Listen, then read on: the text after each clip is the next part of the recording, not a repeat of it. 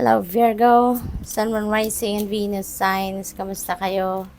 Sana ba'y nasa mabuti kayong kalagayan? Welcome back po sa Star Tarot. Kung bago kayo rito, welcome din kayo. Thank you for your support. I truly appreciate it. God bless you all.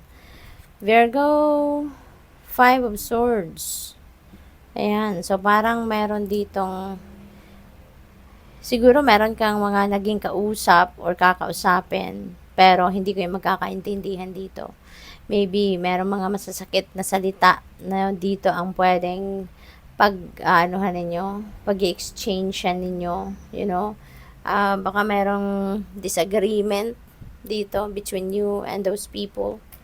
At feeling ko kayo to, no, na naka-red, na talagang mas pipiliin nyo na lang ng mag-walk away, hindi na pakinggan, lumayo na dito sa dalawang babaeng ito para hindi na kayo mas masaktan pa. No, you are walking away from these two people, hindi dahil natalo kayo sa usapan, sa argument, pero you are choosing to walk away from those people para hindi na maging toxic pa masyado yung epekto na kung ano man namang sinasabi nito sa inyo. No?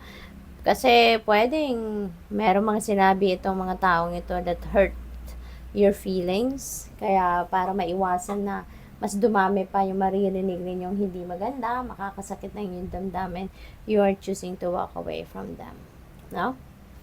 So, maganda rin na ano yun, maganda na rin na umiwas kayo. 'Di ba?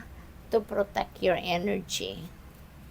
What else? We have King of Wands. Ayan. So, siguro, ang iba din sa inyo rito, pwedeng ano to, work situation. No? Pwedeng work situation. Kasi baka ito yung boss ninyo. Baka kayo ay magkakausap in front of your boss. Pwedeng dadating kayo sa pagko-complain sa boss ninyo about these two people. Katrabaho ninyo, pwedeng ganon. No? Pwede rin na baka ang iba sa inyo dito on a different situation. Baka ang iba sa inyo will be promoted, no, to a leadership role. Pwede rin na konektado din dito sa sitwasyon na to, na dahil sa promotion na to, baka kayo ay ini-intimidate ng dalawang ito because maybe mga rivals ninyo to, dalawang taong ito, kaya siguro merong sinasabi sa inyo na kung ano-ano, inaaway kayo, yung ganon, kini-question kayo, bakit sa inyo siguro mabibigay ang promotion, yung mga ganon ba, no? So, pwedeng ganon, out of inggit. Siguro, ayan, aawayin kayo. Page of Cups, ayan, so dito na lang kayo mag-focus, diba? Take a vacation, and maybe may imbitasyon na dadating sa inyo rito for social gatherings, no? So, dito na lang kayo mag-focus muna, diba? Mag-chill muna kayo, attend kayo rito sa kung ano man ang imbitasyon na yan, social gatherings or social events, at i-enjoy na lang ninyo yan. We have strength, yan, magpakatatag lang kayo, buhayin ninyo yung inner strength, kaya ninyong harapin ng mga taong ito, no? Wag ninyong hayaan na apak-apakan kayo na kung sino man, stand your ground, okay?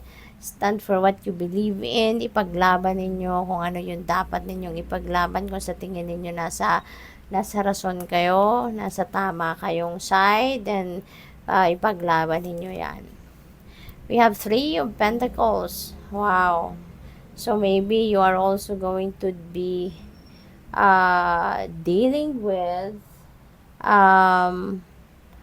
other people na, no? Feeling ko baka ang napipick up ko dito, baka iiwanan nyo na yung sitwasyon na yan, baka you are going to collaborate with other group of people, or baka maglilipat kayo ng opisina, maglilipat kayo ng trabaho, employer, baka magka-change career kayo rito, no? And maybe ang nag-push sa inyo para gawin yan is ito, no? Yung sitwasyon ninyo dito, yung hindi ninyo pagkakaintindihan with another group of people sa trabaho ninyo, kaya siguro aalis na lang kayo and you are going to consider to work somewhere else, no?